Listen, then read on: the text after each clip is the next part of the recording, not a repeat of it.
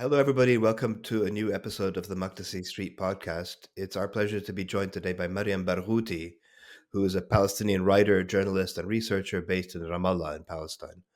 She has degrees from Birzeit University and Edinburgh University, and her work has appeared on CNN, The Guardian, Jazeera, The Nation, recently Dropsite News, among other outlets. And she's also appeared on Democracy Now! And other audiovisual platforms as well. Mariam, it's a great pleasure to have you on. Welcome to the show. Thanks for having me.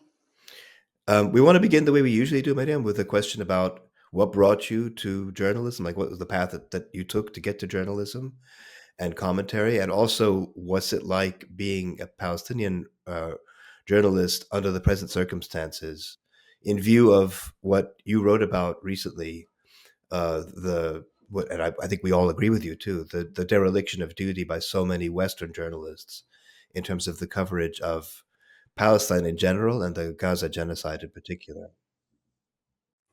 Right. Thank you, Seti. So for me, again, I keep reminding that the way I entered journalism is because I have seen the way international journalists, especially in the English speaking world and in Western media and mainstream media, have been perpetuating a false narrative on Palestinians. Now, in my early career days, I had accompanied many of these international correspondents on the field. I have seen them conduct the interviews. And then again, I speak English and I have access to the English speaking world and media. So I would see the final reports and they were completely far from the reality, whether it's mistranslation or misinterpretation or just flat out misinformation of the context. And that's what pushed me into pursuing journalism, into pursuing a documentation role in what's happening to Palestinians, because they have consequences, they have repercussions, and I'm on the receiving end as well of these repercussions and consequences of the dehumanizations, of the delegitimization of Palestinians and their story. And in terms of the last 15 months, what we have seen come out of mainstream media specifically, but generally international media, has been nothing short of repulsive. It's held zero journalistic integrity. It is journalistic malpractice, and it perpetuated a colonial narrative. It continued to insinuate that Palestinians deserve to be carpet bombed to death, that 17,000 children should be killed because, they're potential terrorists. So it was heartbreaking as well, because journalists are supposed to, they're supposed to hold an obligation to share the truth so the public can be informed in decision making. And yet what we saw was a continued malpractice from them. So it was nothing short of repulsive. In the last 15 months, we did see a few that upheld their duty, but for the most part, it was a horror show. So, Mariam, on this question of the horror show and also this, as you're describing it, the repulsive nature of Western mainstream dehumanization, decontextualization of the Palestinians, the question then is, of course, why then should one persist in being a? I mean, why should one persist in being a journalist, given the relentlessness of the obfuscation that's taking place? And also, is there a difference in your experience over the past 15 months between the Western journalists that you're talking about, the mainstream, as opposed to Western social media, as opposed to global South media? Yeah, these are all great questions, and they're important. So, in terms of why to keep going despite the standing conditions, is to break it. The point is to continuously confront any oppressive regimes, and that includes the media powerhouse that we have seen in terms of perpetuating crimes and perpetuating a narrative, again, of oppressors. So there are small battles, but they're battles that must be had, because it's not just about Palestine. Right? Tomorrow it can be somewhere else. And it is other places as well.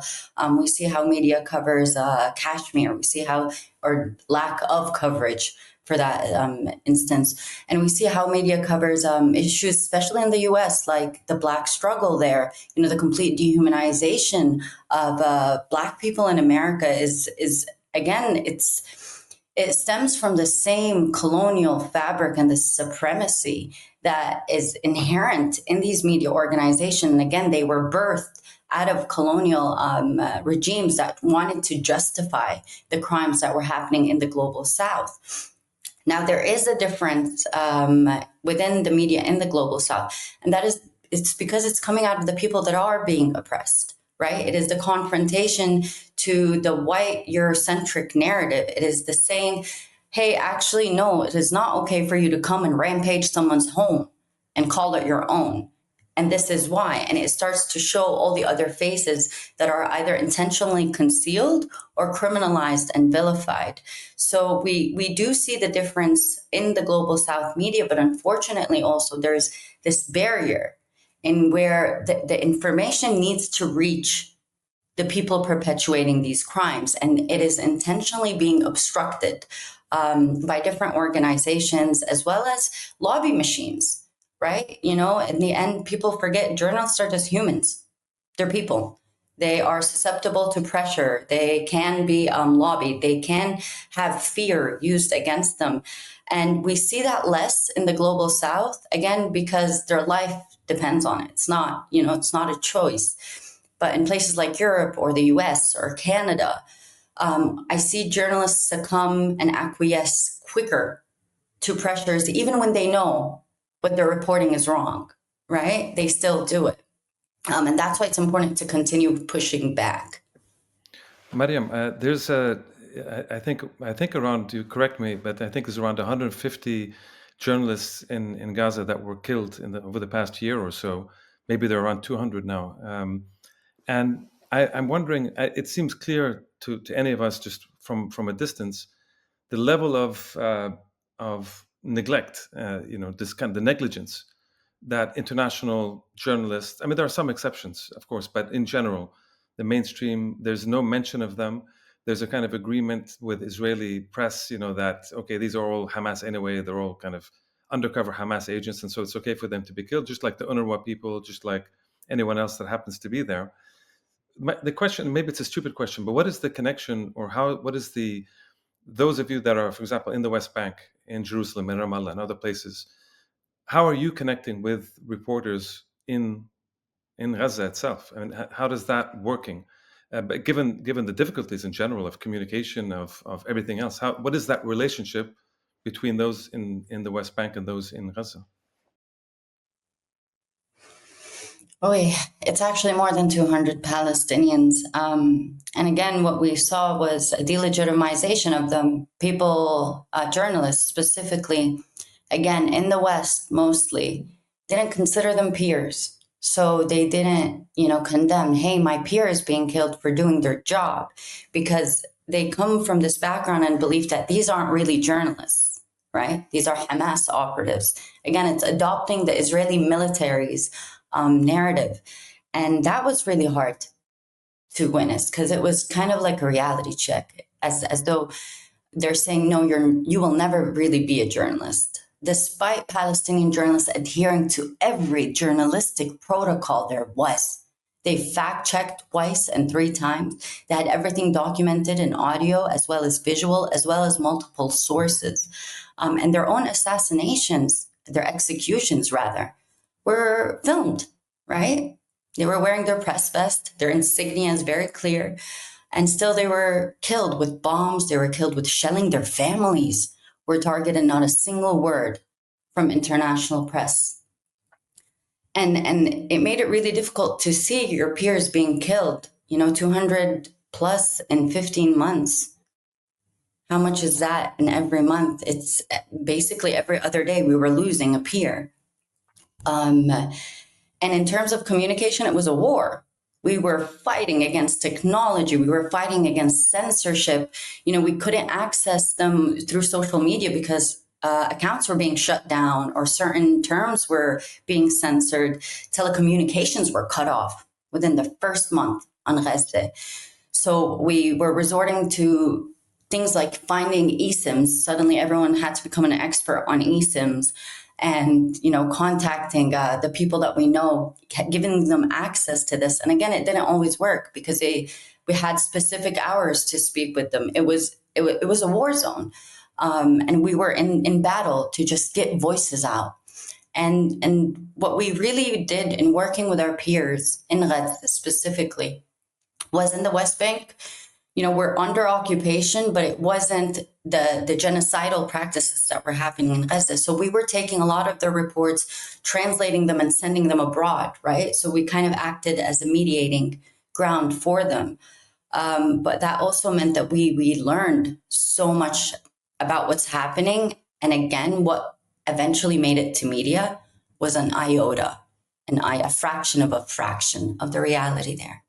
The other thing that happens, Mariam, is that when we see coverage, it's not just, I've actually often wondered about this too, because, I don't know, I'm not on the ground like you in Palestine, but I know that when I see coverage, for example, here, for instance, in the LA Times, I live in LA, so I read the LA Times sometimes, and you see that consistently, even if the reporter on the ground is decent, the language used still has to conform to the paper's own style, right? So we then end up with the Israel-Hamas war, as though this is a war between two sovereign states, like the Franco-Prussian War, for example. So in other words, the distortion also takes place at the level of language, which is. So I'm wondering, have you seen that? Have you seen like that? What the report that's sent is actually not bad, and then by the time it gets through the cogs of the censors here in the Western media, it comes out as something other because the words have changed, the phrases have changed, the syntax has changed, and so on and so forth. I'm wondering about that. Do you see that happening? Yeah, I think only someone that doesn't want to see it won't see it. But it's very clear. Palestinians are spoken about in the passive. They just died, as though they were just standing and just fell dead, not that a bomb hit them. Children, women, men aren't really given the value that they are as human beings, right?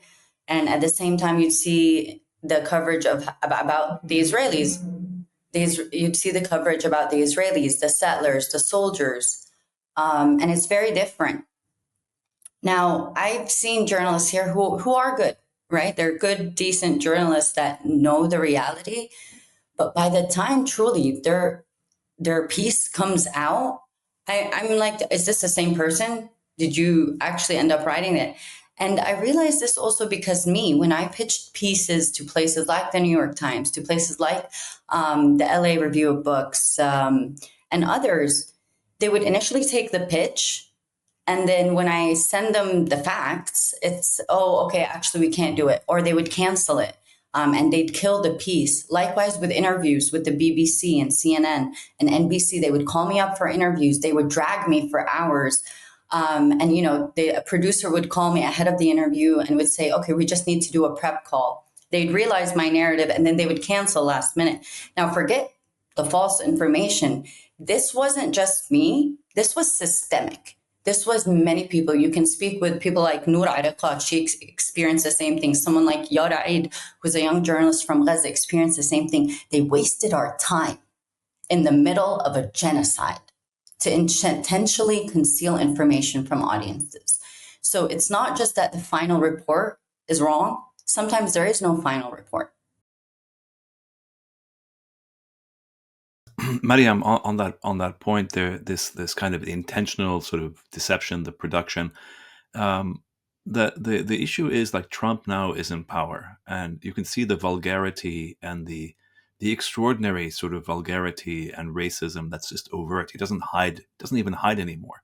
And so I'm wondering, have you seen a similar shift in journalism? So what you're describing is, in a sense, the techniques of censorship that take place at so many different levels, but most readers, of course, won't see. I mean, unless they're looking out for it, or they're like us and they read critically. But most people don't see this. They don't see the mechanisms of censorship. Do you think there's been a shift, or there is going to be a shift, in Western journalists, where the naked racism that we see at Western government levels will reflect down at the level of journalists, where they don't even pretend to hide anymore? They just say straight out, we don't value you. I mean, I think some of that comes under the assumption that they tried to hide it. And, in the last 15 months, what we've seen is very blatant genocidal statements come out, not just from officials, but also journalists. We've seen journalists basically say, yeah, no, Palestinians are terrorists. That is saying all Palestinians deserve to die. That generalization. Sorry, who said that, Mariam? Can you be more specific? We've had several journalists go out and I don't want to name names, but I can name you organizations. People like the New York Times, people like CNN, people like BBC did blatantly put out Palestinian terrorists or the Hamas operatives in Gaza. What the ICJ now described as plausible genocide. Can I just say, this is not an act of you know what I'm going to have to say. I'm going to say Israel denies that. They say that they were in pursuit of Hamas terrorists who hid behind their own people. Yeah, and this war started on October the 7th when Hamas went into Israel and attacked various kibbutzes and other sites, murdering hundreds of people, taking several hundred hostage. You know, you will know that Israel says its policy is not one of starvation. Well, the Israeli military, of course, says that it has provided corridors for aid to reach where it's needed. Yeah, and Israel will say that, you know, Hamas, which is a designated terrorist organisation by many countries around the world, do not operate in good faith, and that they wouldn't agree to release hostages who were alive.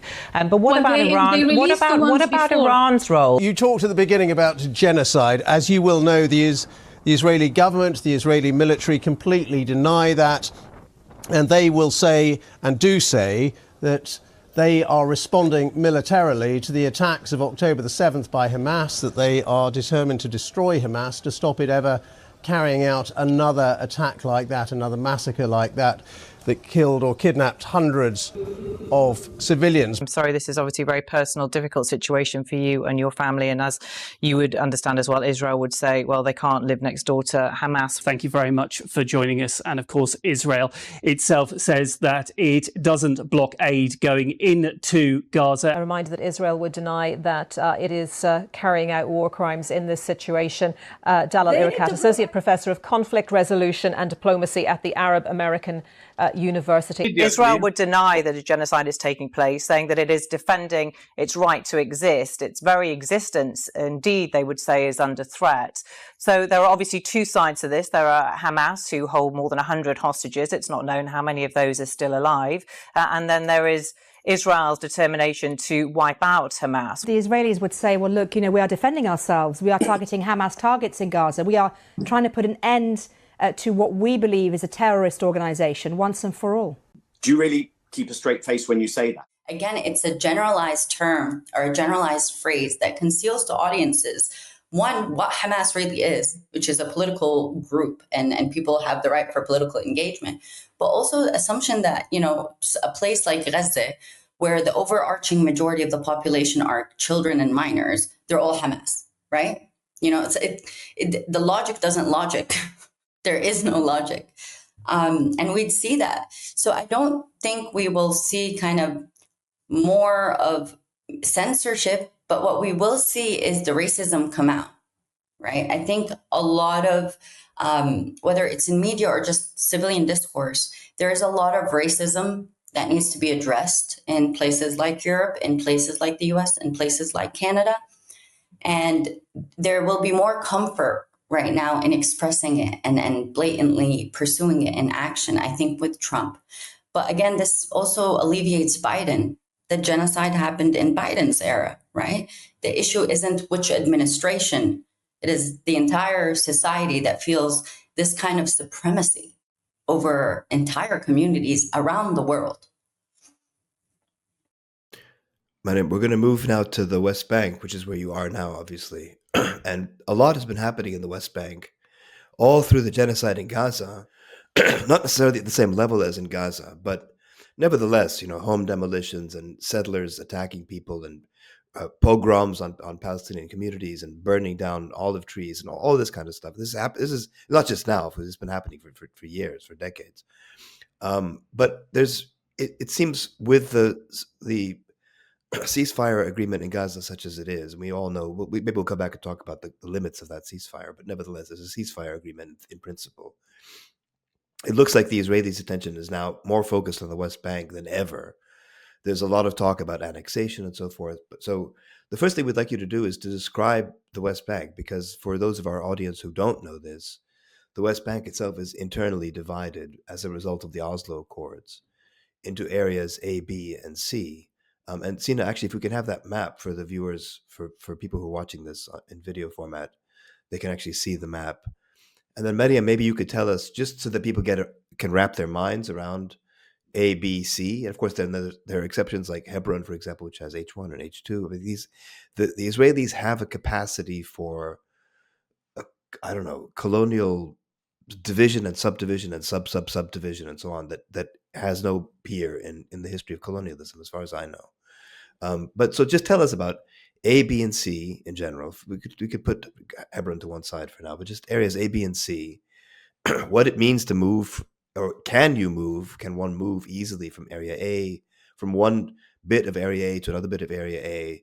Who controls the access? What are the roads like? What about the checkpoints we keep hearing about? And so on. Here, the map is coming, and you can see when it comes up, you could see how the West Bank looks like, an archipelago, really, of little Palestinian islands cut off, by an Israeli sea, in effect, right? So that each little island is the equivalent kind of a mini Gaza, in effect, right? Cut off from the outside world at Israel's, whims. Basically, they can seal it off, or they can open it up. It's up to them, and they can do so randomly, and so on and so forth. So if you could just talk us through areas A, B, and C, just so people get a sense of the geography, the political geography of the West Bank. And then we'll talk about what's been happening in the past 15 months, and then now, and then what looks like, might be coming down the road. So just to begin in general with the political geography of the West Bank, since you're there and you experienced it on a day-to-day basis. I don't know where to begin with that. So technically, you have areas A, B, and C, which is under the Oslo Accords of 93, 94, the agreement signed by the PLO and Israel. The West Bank is designated to Area C, which means it's under the military and administrative jurisdiction of the Israeli army and government. Then you have Area B, which is under the military jurisdiction of the Israeli army and government and administrative jurisdiction of the Palestinian Authority. And then you have Area A, which is under the security jurisdiction and administrative jurisdiction of the Palestinian Authority. Now, the West Bank, if you look at the map on the visual part of this interview, it's a piece of Swiss cheese. But, now these areas really don't exist except on that piece of paper of the Oslo Accords. Technically, the entire West Bank is taken over by Israel. Area C is all settlements, illegal settlements. And sorry, Mariam, we should just point out for our audience, by the way, Area C is about, if you saw the map, you would see it. It's 60% roughly of the West Bank. It's almost, more than half the West Bank is Area C. So sorry, go on. No, yes, exactly. And that was the starting point, right? The 60% were already taken. In the last 5 years, Israeli settlements have moved towards areas B and A. Now, why is it also important to recognize that? Because in March of 2023, this is before October 7th, the Israeli government began to create amendments in law of the disengagement law in 2005, meaning that settlements that were illegal in the north of the West Bank could now be legalized, especially settlements like Homish, which is literally just on the outskirts of Jenin in the north of the West Bank. So what we're seeing now is really deranged settlers that are armed entering areas in the West Bank that they wouldn't have otherwise in, under the Oslo agreements, let's say 20 years ago. And now they are entering them and taking them over. This is areas near Ramallah, especially as well, right? The de facto headquarters of the Palestinian Authority. And then at the same time, the Israeli military is conducting raids on Palestinians. And they're lethal, these raids in the West Bank. And this didn't start in the last 15 months. Now, you need to understand that before October 7th, the Israeli then Minister of National Security, Itamar Ben-Gvir, had vowed to launch Operation Defensive Shield 2. That means a more lethal and a larger scale operation than that of 2002. Then October 7th happened, and it kind of put a pause on those plans. Now, with the ceasefire agreement, they're going full force in the West Bank under what they called Operation Iron Wall. It's not without accident that it began on the 21st of January, 2 days after the ceasefire went into effect on the 19th. And it's not without accident that it was waged a day after Trump went into office. So they're feeling emboldened to fully take over the West Bank, and you can really see it in their behaviors. Soldiers will flat out say, "We're going to kick you out of your house soon. We're in control now." Settlers likewise. So the situation in the West Bank is terrifying. In the last 15 months, we've had more than 800 Palestinians killed. In the last 6 weeks since January, we've had more than 80 Palestinians killed. 50 of them were killed in the last 3 weeks in Operation Iron Wall. So you can see Israeli practices are emboldening. Airstrikes are normal now in the West Bank, right? This is unforeseen. The mass arrests that they're conducting, you just see literally lines of men chained and blindfolded and taken to field interrogations and then dumped on the checkpoints for medics to take care of them after the brutal torture that they faced in these interrogations. So it's really hard to summarize it in words because it is a lot. But in sum, Israel's doing what it's been doing, taking over Palestinian lands and in the process killing Palestinian lives. So it's a regime of, I mean, we might say it's a regime of racial terror, basically. I mean, that's effectively what it's, I mean, if you're Palestinian, you have no rights. At any moment, the Israeli army could burst into your house, drag you away, take your children, demolish your house, cut down your olive trees and, whatever, and completely immiserate you. I mean, it's people don't, I think people in the West don't realize the extent to which the Israeli occupation is almost in the pores of everyday life in the West Bank. It's extraordinary. So a lot has been happening. I mean, as you're saying, this ramp up of activity. It seems, from those of us sitting on the outside, it seems like the center of gravity is in the north of the West Bank in particular. But correct me if I'm wrong. But areas around Jenin. So can you tell us what's been going on in Jenin in particular? In the past, it's been on and off all through the past 16 months, but it's ramping up even more in the past, as you said, in the past 2 or 3 weeks. Why Jenin? What makes Jenin? Why are these Israelis so obsessed with Jenin? And then what exactly are they doing in and around Jenin? If you could tell us some more about that, that would be helpful. Okay, so it did begin in the north of the West Bank, but it has currently expanded to the entirety of the West Bank. We're unable to keep up. As journalists, we've been unable to keep up. But the main focus on Jenin, let's go to Jenin and Tul Kerem, and Tubas. Now they're all next to each other, Jenin, Tul Kerem, and Tubas, in the utmost north of the West Bank. They're border districts with, what is now Israel, the land taken in 1948. And what we're seeing is mass displacement from the refugee camp, Tul Kerem refugee camp, Jenin refugee camp, and El Farah refugee camp. We've had more than 40,000 Palestinians displaced in 3 weeks. It's insanity.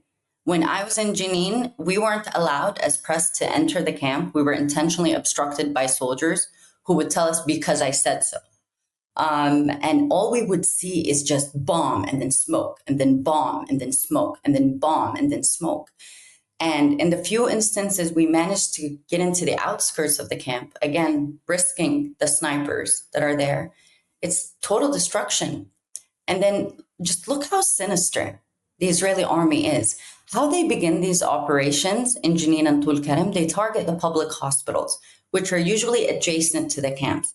Now, in Jenin, the hospital serves 350,000 Palestinian civilians in Jenin, in the district of Jenin. Likewise, in Tul Kerem, the public hospital serves hundreds of thousands of Palestinians. Now, that's kind of how Israel targets the civilian infrastructure, right? And I'm going to now explain to you why the north of the West Bank. And people think it's just new because Israel says we're targeting the terrorist hubs in Jenin refugee camp, the Jenin Brigade and Tul Kerem Brigade. Now, these are youth I have interviewed over the last 2 years. And again, they're fighting for a cause. They're refugees. These are refugees kicked out of their homes, denied employment opportunities, denied housing opportunities, denied education, fighting in their right to resist. And what we have seen in the north, in 2021, the Israeli regime wanted to build it's a factory for basically energy, right? An energy factory near Jenin. Now, these plans were stopped in 2021 when the armed brigades came up. So it had to be halted. And then the Israeli military came back in 2023, reversed the law and said, actually, we're going to legalize settlements in the north. So what we're seeing in the north is Israel has been wanting to take them over because they are the primarily link with the northern areas of the Jordan Valley, which is part of the Alon plan of 1967 that Netanyahu has renewed in the last few years. So their pretext is we're targeting terrorists, and that's why we're displacing we're displacing thousands, not hundreds, thousands of Palestinians from these areas. And we're going to take over. Israel Katz, the Minister of Defense, went to Jenin and said, actually, we're not going to leave Jenin. This is in the last 2 weeks. So it shows you again how sinister Israel is. It will constantly use arguments like we're targeting terrorists, but it's actually trying to take over territory. Why is it so hard to explain that to people? This is what colonialism is. Yeah, it's also so striking that that the attacks begin with attacks on civilian infrastructure. I mean, the Israelis seem to have an obsession with demolishing hospitals and ransacking hospitals, for one thing. Jenin, if I remember right, but correct me if I'm wrong, but if I remember right, the Jenin hospital is the one where there was that raid. Was it before October 7th? I don't remember now.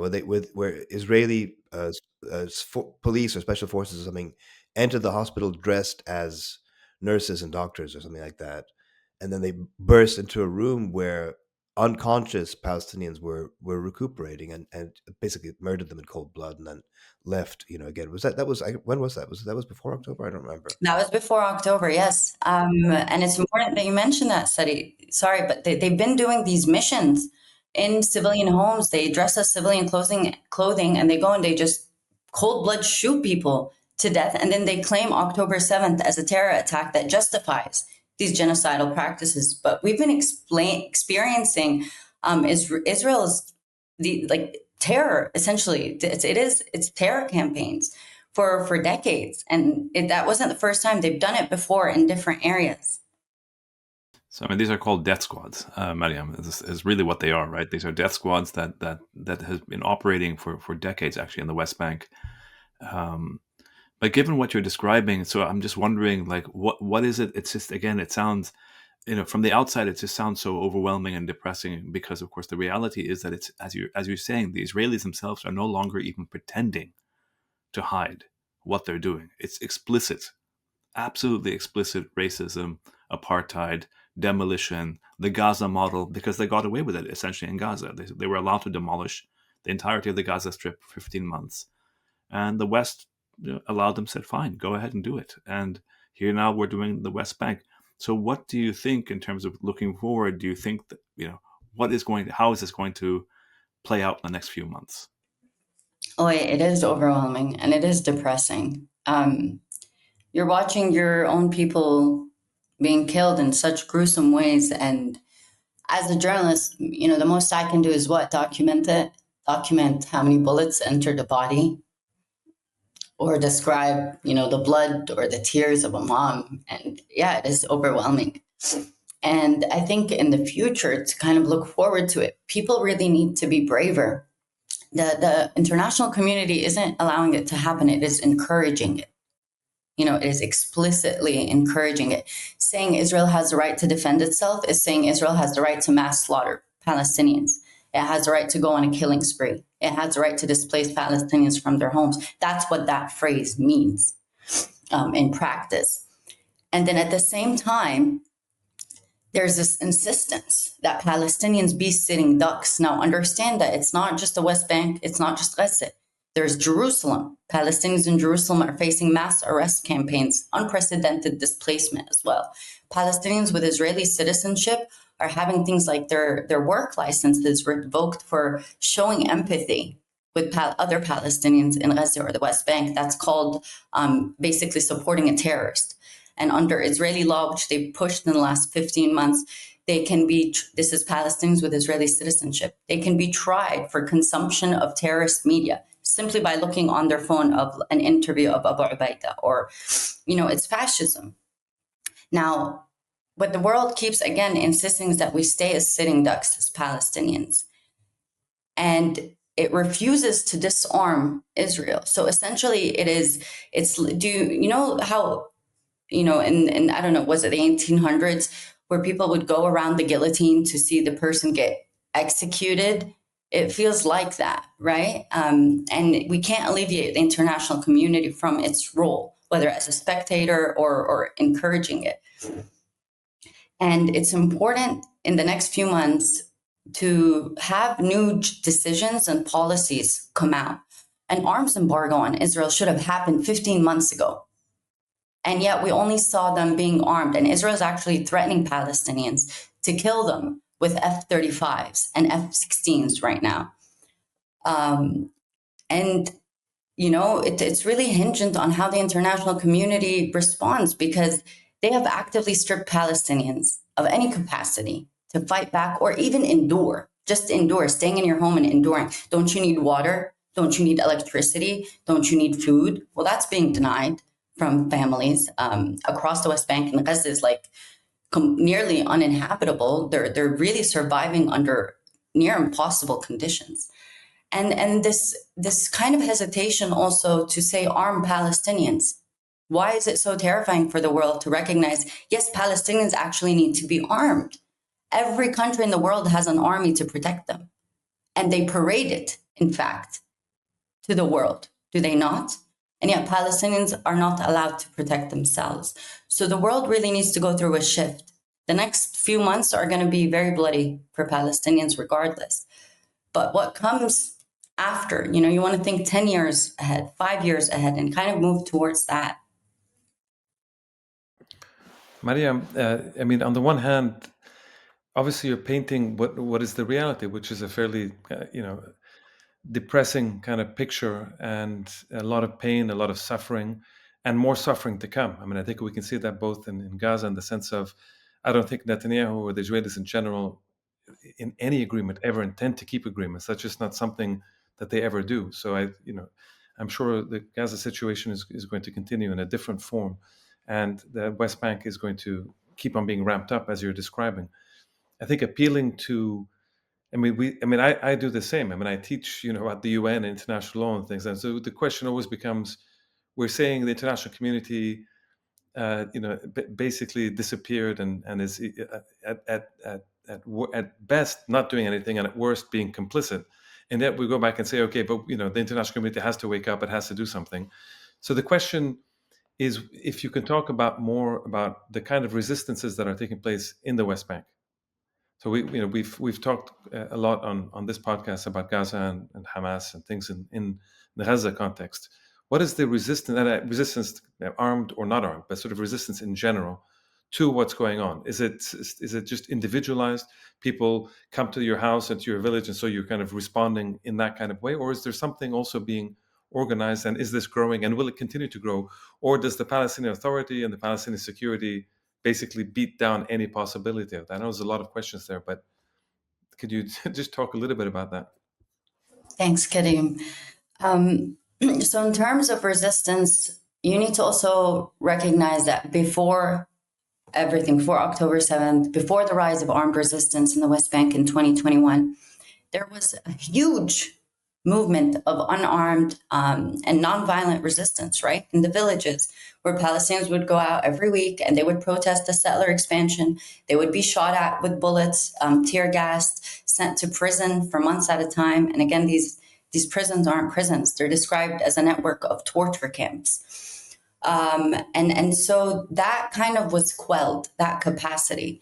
So in recent months, as well as in the last couple of years, what we have seen is a rise of armed resistance, right? Especially 2021. Right now, Jenin, Tulkarem, it is armed resistance that is able to fight back against the Israeli army. Now, look at what happened in the last 3 weeks. In the first few days of Operation Iron Wall, a lot of the fighters left the camps. Okay, they actually left the camps within the first 3 days. almost 80% of them. The army went into the camp and began destroying it. Now, in 2021, when these brigades had a stronghold on the camps, the army couldn't enter the camp, right? There was an obstruction, there was a barrier, there was a confrontation to that. But right now they are crippled, of course, because again, what's a used gun that's put together from scrap metal to an Israeli quadcopter or a drone or an F-35? So it is weaker. But then what is really holding Palestinians together is community. You mentioned, are people being individual, allowing others into their homes? And yes, that is what's happening. We've seen families open their homes to the displaced people from the camp. We've seen schools become shelters, again, for the displaced people that we have seen, not just in Jenin camp, but in the city. Likewise, not just Tul Karim refugee camp, but now in the city. So as the operation expands, people are showing up. You're seeing community initiatives for providing food. And again, this is, a form of resistance, but again, it's because their lives depend on it. Otherwise, there's going to be a lot more deaths. It's winter here right now. As in for the Palestinian Authority, oy, oy, oy, oy. The Palestinian Authority has been engaging with Operation Iron Wall specifically as in a joint operation. We've had security forces inside Jenin refugee camp shooting at Palestinians.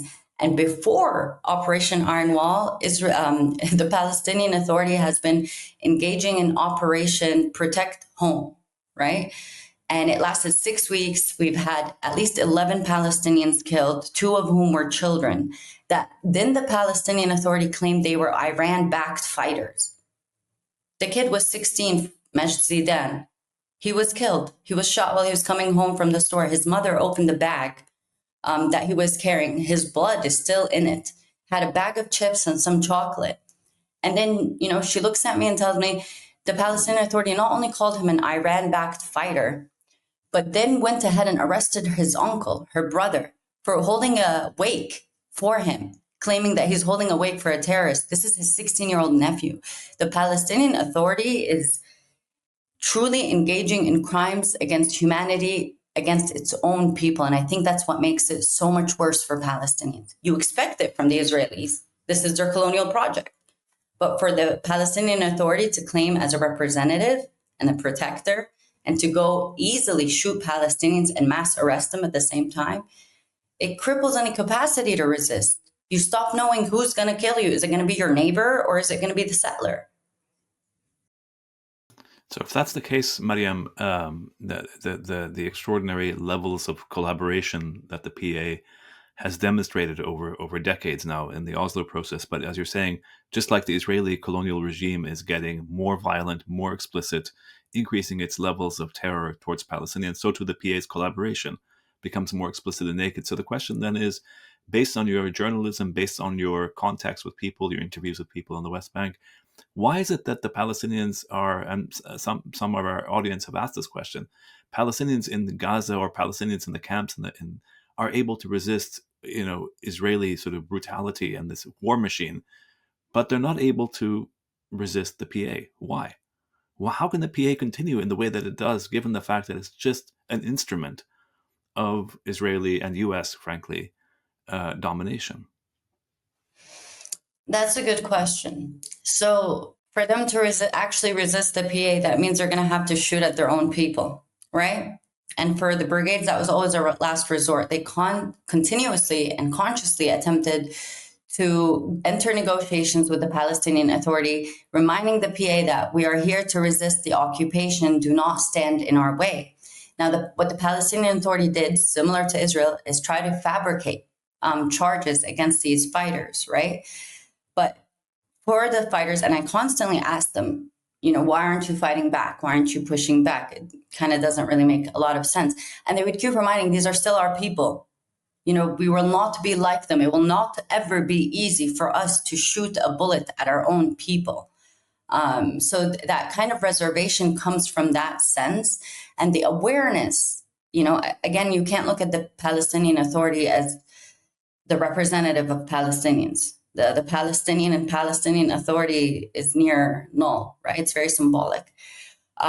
So the fact that the PA continued to provoke the resistance fighters shows you that they are they're in joint operations with Israel, and they don't see these fighters as their own community. But the brigades still continue to see them as their own community, and they don't want to create any civil war, kind of, especially in light of the circumstances we are living and witnessing. And you need to understand the PA has zero problem escalating against Palestinians. They've arrested journalists, they've arrested lawyers, they've arrested students, and then they've shot at people as young as 16 and then claimed they're Iran-backed fighters. So, that's, I think, where their reservation comes from. But other than that, I think, we'd have to ask them even more. I can't just speak on their behalf. Mariam, just a question, just the clarification. When you're talking about the Palestinian Authority, you're talking about a particular security forces within, right? The Palestinian Authority being I think, the major employer within the West Bank, right? Funded by the Europeans and by others. And then within that, there's, I think, a bunch of security forces, and then one kind of main security force, and that's the real ones that are trained. Maybe you could ask who trains them, where they come from.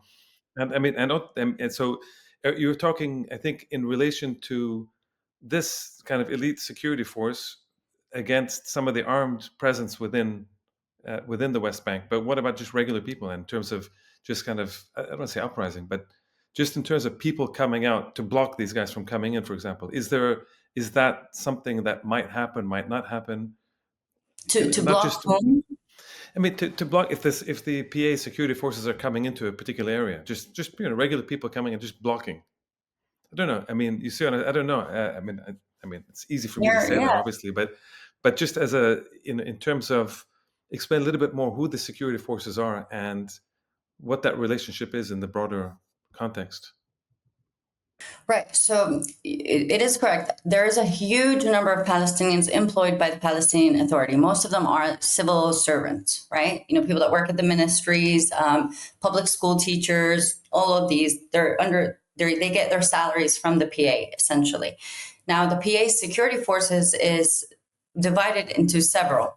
You have the preventative security forces, and then you have the general intelligence. And of course, you have, the riot police and then just the normal police. Now, these are the ones that engage in the operations. And they get their training and their funding from the German government and the American government, as well as the Canadians in instances. And the way they are trained is specifically to quell Palestinians. They're not trained to defend Palestinians. So through Dayton, who was a general in the American army that provided training, he emphasized, they need to kind of know how to control riots. So in essence, they really don't know how to provide protection to Palestinians. And really, when you speak with them, the security heads, and I've interviewed several of them, they're either delusional or completely brainwashed. They're fully convinced that by attacking Palestinian resistance groups, by attacking politically active Palestinians, even at the time when it was unarmed resistance, they're protecting Palestinians. They're protecting them from Israel's wrath. They would keep saying, look at what happened to Gaza, as if that the problem of what happened to Gaza was, again, a Palestinian, act, not the fact that this is what Israel has been doing since 1948, right? In terms of people blocking them, that's actually an excellent question.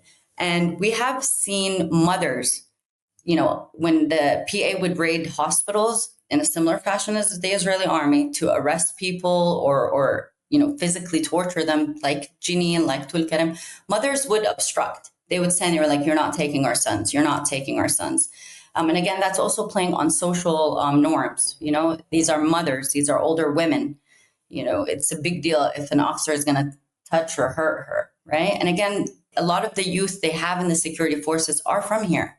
They're Palestinian. So you need to recognize that they still have that kind of awareness, social awareness, but it's not enough. In the end, it's not enough. When we have reached places like Operation Protect Home, I saw soldiers fire at a group of mothers in the dark who posed absolutely no threat to them. They just fired tear gas and then started firing stun grenades and then obstructed the ambulances. And again, this comes from Israeli orders. You need to understand the PA is tied to Israel for money. It is tied for power. It is tied for many things. So it's a very weak organization. And the only show of force they have is against their own people. So if they move forward, Mariam, with a full, ethnic cleansing within the West Bank, if that, continues to move forward, should we assume that the Palestinian Authority forces are going to go along with that? I mean, is there a red line, as far as you know? Do you think there's a red line somewhere where they will wake up and say, this is crossing a line from what we can do, or do you not think so? I personally don't think so. What I have seen from the PA is when the Israeli army enters places, even like Ramallah, the headquarters of the Palestinian Authority, where Mahmoud Abbas lives, you see the security forces leave their stations. They basically open the way for the Israeli army to enter, as well as settlers. We have seen unprecedented rates of settlement growth in the areas like Ramallah. Again, I emphasize Ramallah because technically this is their hub, right? This is Area A under all circumstances. This is where they operate. This is where their security forces are. It's the place they have every right, legally, socially, culturally, to protect by any means possible, and they don't. They're opening the way. And again, you need to recognize that the way the PA works is like a corporation. Its emphasis is very similar to the way Trump keeps talking, economic prosperity. It's for whom? Prosperity for whom? It's for a lot of the security heads, again, who have offshore accounts, who have companies abroad. Why do they care about Palestinians, right? You need to also remember, again, someone like Mahmoud Abbas is from Safad. It's from 1948. He openly said, I don't want Safad back. So if he's not going to fight for Safad, what makes you think he will fight for Ramallah? Mariam, one of the things that's talked about a lot these days, I mean, the picture you're painting is very grim, obviously. But one of the things people are talking about these days is the possible annexation of the West Bank, which Trump, who knows what's going on in that guy's head, but presumably he might say, he might give them the blessing to go ahead and annex the West Bank. What difference would that make? I mean, on the ground? Because it seems to me from what you're saying, basically areas A, B, and C don't mean anything anymore because the Israelis are absolutely everywhere. So, whatever they used to mean at one point, they certainly don't mean that any longer. As we said, if they want to enter Ramallah, they enter Ramallah. Nobody's going to say, you can't enter because it's Area A. So this is a devil's advocate question. Would annexation make things worse? Would annexation lead to more ethnic cleansing? Because there already is, slow motion ethnic cleansing as it is, but would annexation lead to an acceleration of ethnic cleansing? I don't know. How do you see that? And then maybe we can wrap by talking about how do we get out of this nightmare, basically. But let's talk about the threat of annexation. How do you see it? Do you see it as a dire threat in material terms? Will it make anything different substantively on the ground? And then what is the relationship between the threat of annexation and the threat of larger scale ethnic cleansing? Annexation is happening. The West Bank is being annexed. That needs to be clarified. It's not whether it will, it is. Settlements are growing and villages are being depopulated. We've witnessed unprecedented rates of villages being depopulated in the last 15 months. Settlers are moving to take over Bethlehem right now in the south, as well as Hebron. You were mentioning H1, H2. It's being emptied completely of its Palestinian population now. In the old city of Hebron, what little shops remained are now closing. Annexation is happening. And it's not just through these depopulation campaigns. You need to understand that most of the Palestinian population are youth, right? It's between, let's say, 1835. These are years where you're building yourself.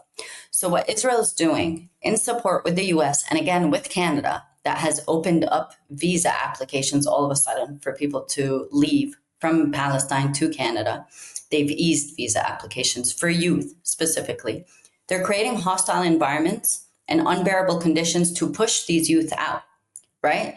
let's recall what Israel keeps saying about 1948. They just left. Palestinians just picked up and left. No, they ran away because you were bombing them and massacring them. Likewise, it's happening now. And what we're seeing Israel move towards is what it did in 1948. It's going to try and take over the West Bank, whatever little families remain, they will likely give them Israeli citizenship, treat them as third-class citizens, just as they did in 1948. But this can all be reversed. All of this can be reversed if accountability begins to be held for settlers committing crimes against humanity here. You have a lot of dual citizens that should be tried. If an arms embargo happens, again, if opportunities of protection are provided to Palestinians where they can not just endure the reality, but push back, to be able to fight back, to be able to no, you're not coming into my house, right? And I think that's what we can look forward to see. But annexation is happening. And believe me when I say Palestinians are really fighting. It might not seem in the, raucous that everyone wants to imagine of what a big fight looks like, but they're fighting.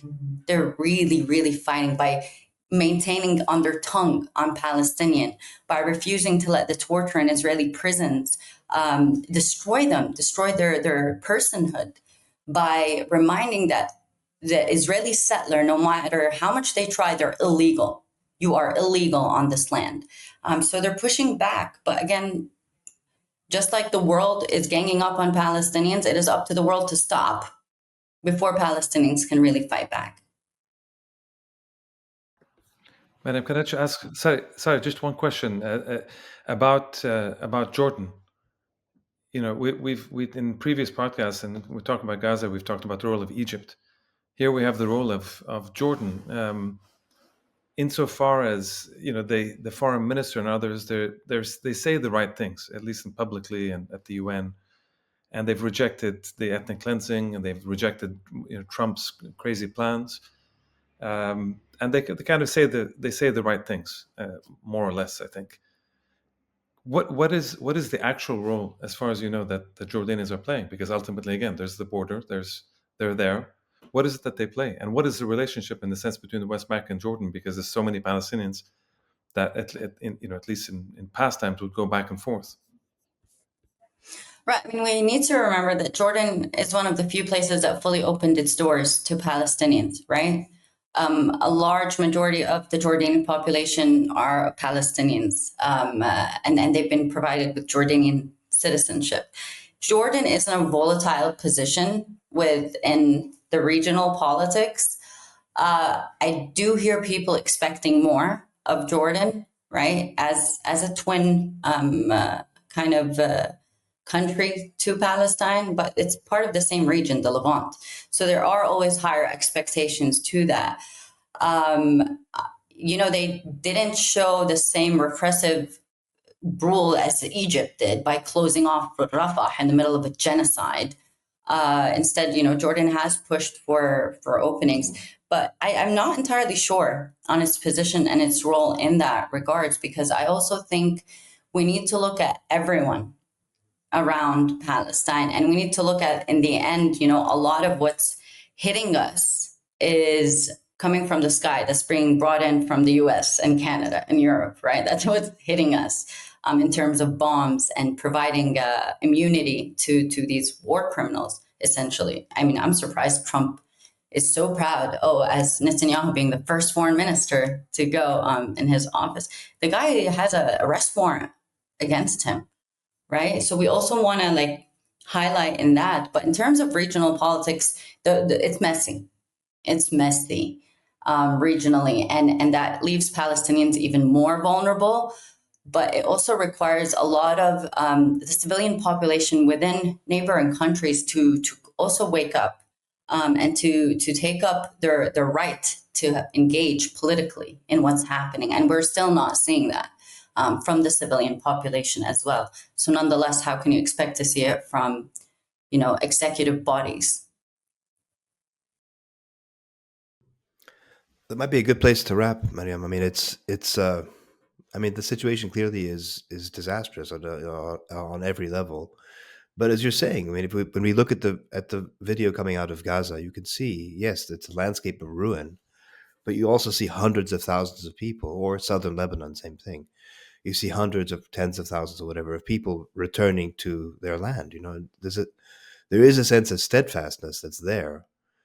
I don't know that maybe it's naive to find hope in that, but I'd like to be able to find hope in the steadfastness of our people, because I think it's truly in the face of everything, it's truly extraordinary. So yeah, but we can thank you here. Thanks so much for coming out to the show. Thank you for having me. And yes, there is hope. There is hope, of course. As long as the people want to live, they will. They will keep going for that. Inshallah. Inshallah. Thank you, Mariam. All right, guys, that was an amazing discussion with Mariam Barghouti. What did you think, Sama? What was on your mind? I mean, utterly depressed and utterly in awe of all the people like Mariam and all the other Palestinians who are steadfast on their land and in the face of this monstrous, honestly, a monstrously explicit and callous regime of cruelty and colonization. So, but I have this dual feeling: depression, like in the sense of just the sheer overwhelming nature of this machine, and at the same time the extraordinary resilience of people. Karim, what do you think? Yeah, I think Osama said it very well. I mean, it's there is a kind of steadfastness, which Sarah, you mentioned at the end of the episode as well. People like Mariam, but many others, journalists and people kind of commenting and resisting in whatever shape, way, or form in Gaza, obviously, in the West Bank, in Jerusalem, and other places, and in Lebanon as well. But in all across. But it is an incredible machine, and then when you hear what Trump has been saying, and now he's I think his last what is the last thing he says? All hell is going to break out if he just said this today or yesterday. If the hostages, the Israeli hostages, are not released, etc.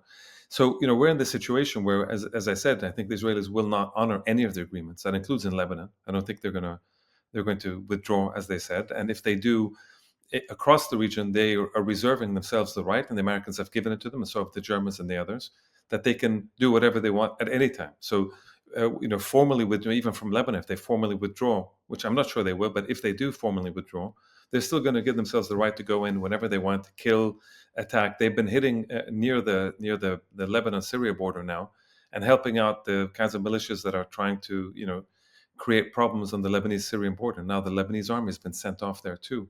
So there's a lot of issues that Israeli, this kind of larger Israeli war machine, but all of which is being done with American support. Do you think? Sorry, Karim. Do you think it's based on what Mariam said? Do you think it's, and what you're just saying about Lebanon? This is a slight segue. Do you think is it unfair to say that the new Lebanese government is basically a larger version of the PA? Maybe not as explicit, but isn't that the model for all the Arab governments, that basically their role is to contain their own populations and pose no threat to Israeli expansionism? That's essentially. Is that an unfair reading, do you think? I don't think the Lebanese government is like the PA. No, it can't be. I mean, the Palestinian condition is a very particular one. Lebanon, for sure, for what it's worth, is a state in the end. I mean, the Palestinians just never got a state. They never had a state where they could be in control of even nominally, of a sovereign territory that's contiguous. They've never had that. So it's not the same. I think what I've been writing about and saying all the time is that the American ideal for the Lebanese army would be to be a bit like what Benny was describing the PA security forces, which is, again, maybe not quite as heavy-handed as that because the situation is different, but in the kind of the generic sense of having armies in all these countries, and we're going to see it probably in Syria too, having a generic army whose job it is to control and pacify the local population on behalf of the Americans and the Israelis and the others, rather than an army that actually protects, from external threat. And then you leave, internal security for other things. That's their model. Guys, that was the American plan for the army of South Vietnam. That was the American plan for the so-called new Afghan army, whatever they called it, before they decided that it wasn't going to work. This is not like this idea that we are going to create some local comprador police force to brutalize its own people.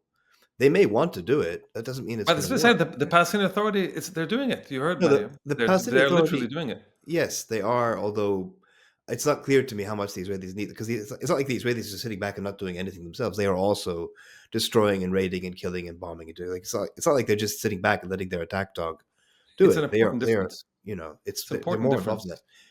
that. Yes, I understand that, but what I'm saying is the fact that this is the U.S. plan, or the U.S.-Israeli plan, or the Israeli plan put into the U.S.'s head, doesn't mean that that's what's actually going to happen. I mean, like for example, when we look at Gaza after this 16 months of hell, and you see as soon as the bombs stop dropping, yes, they still kill people on a small scale, No, I'm talking about but an ideal.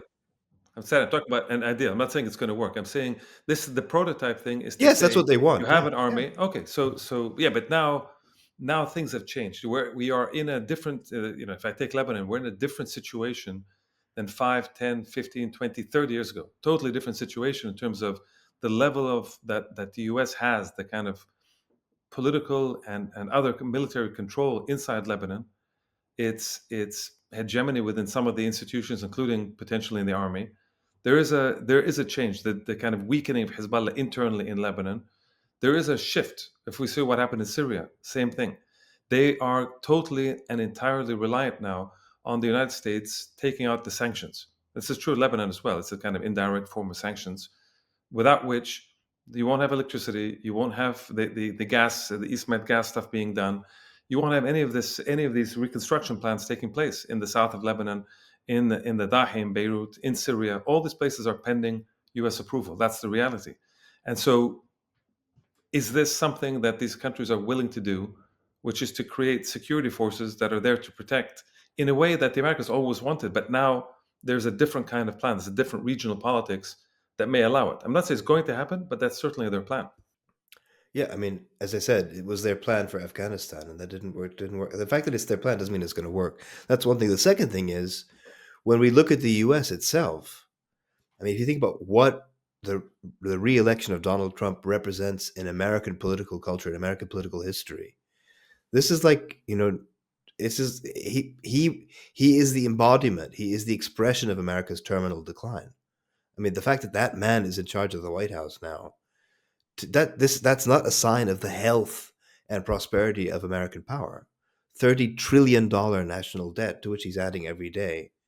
You know, it's like it's not this American power. There's this kind of hollowness to it too. At the same time, But what Asla said in the last episode, and what Mariam is reminding us today in this episode, is that for all the alleged weakness of the United States, or its relative decline to where it was at the height of the Cold War, there is no question that in the Middle East, and specifically in the Arab East, and specifically in Palestine, in Gaza, in the West Bank, in East Jerusalem, in Lebanon now, in Syria, that's where we see the most sort of violent expression. It's a naked expression. It's no longer.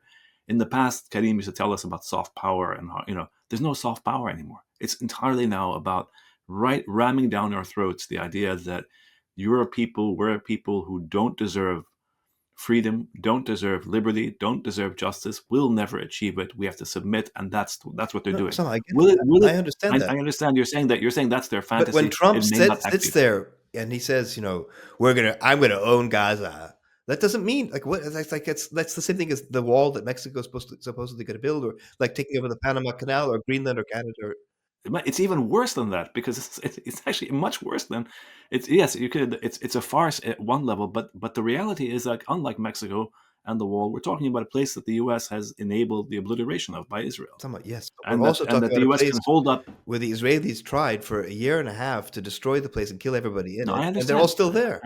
I mean, so what are the Americans going to bring to the table that the Israelis haven't already done? What more cruelty, more malice. Yeah, but that doesn't. The Israelis have done that ad nauseum for a year and a half, and they still failed. What are the Americans going to do? You think the Americans are going to send their own army to clear Gaza of people? Are you crazy? The Americans. No, can we just get back to can we get back to the point that Mariam made, which is that in the end, for all this, her searing, and she was, I think, at times, if I'm not mistaken, I mean, obviously she's traumatized, as we all are, but she's there on the ground, seeing what's happening in the West Bank and the cruelty and the nature of the Israelis and what they're doing, and the impunity with which they act. But then she ended, and Karim, I think you picked up on this, she ended with this whole question of, well, there's still hope. So on the one hand, we all realize, and we've seen this for the last 15 months, that the international community, so-called, has done, and the international order, the liberal Western order, is not only doing nothing, it's actually justifying and enabling Israeli sort of brutality and colonialism and genocide.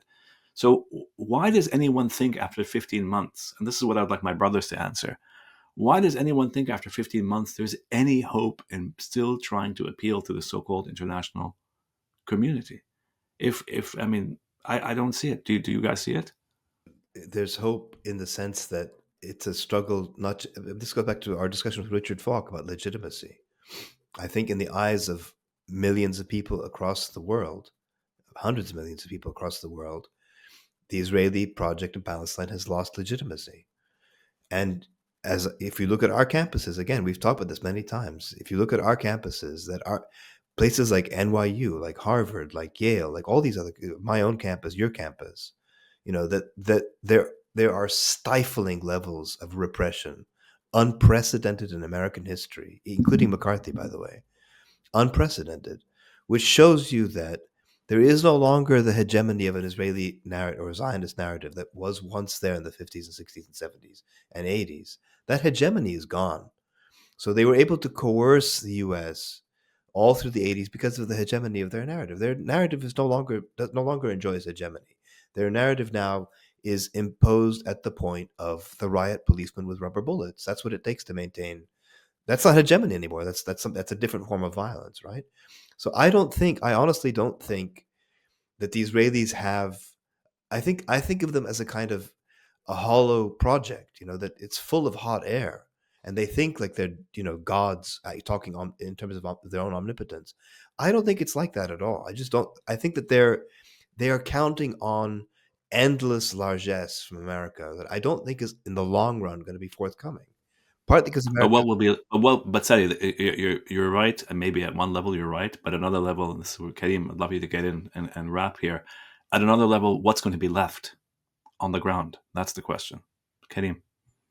No, I have no idea what's going to be left, but I do think there is going to be a lot of twists in the road. It's not over in that sense. I don't know if that's what you're suggesting, because if I'm not that's what you suggesting nothing is ever over. I'm just saying, Okay. what's the point of appealing to the same people who keep consistently? It's not about appealing.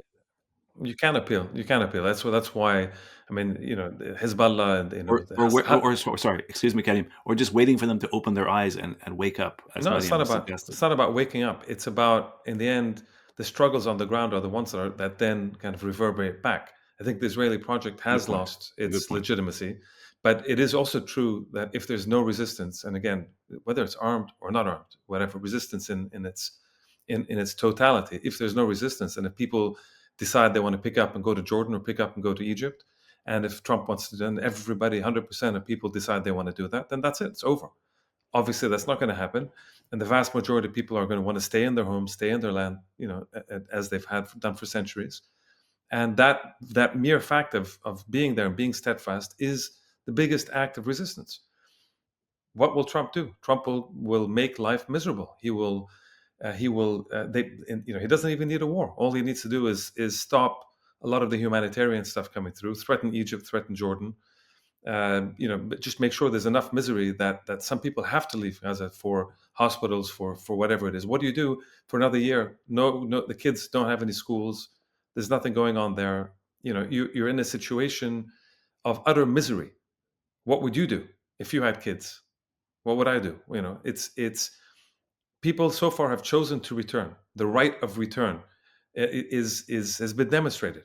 It's not the right. The action of return and the demonstration of the right of return happened as people went back are trying to go back to their homes in Gaza, and that's the expression. That's the ultimate resistance that happens, I think, and the Israelis don't understand. The Israelis who left the settlements in the northern part near the border with Lebanon have yet to go back. Supposedly Hezbollah is defeated. The whole project is there. The Syrians have the Syrian army is no longer there. They've taken Mount Hermon. They've done everything. They can do whatever they want. They can attack whatever they want. The Americans are there, and still these people don't go back to their settlement because we're scared. We're scared. We're scared. They don't have the attachment to the ground. They don't have the attachment to their land, and they don't really care. They want to be protected, and they want to be a little colony.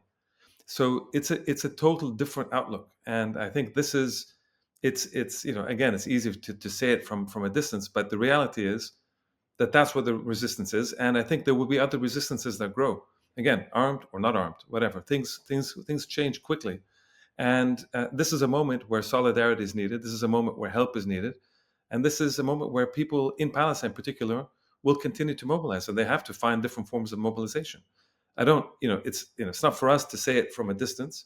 We're trying to do what we can. I think you guys in your college campuses, me where I can, and each of us tries to do what they can. But people on the ground are the ones who are the ones who have to, do the most. That's just the reality. I mean, that's the only hope I have. Well said, Karim. I think that's a good you place to captured. stop. Yeah, my sentiments exactly. Thank you for that. Thank you.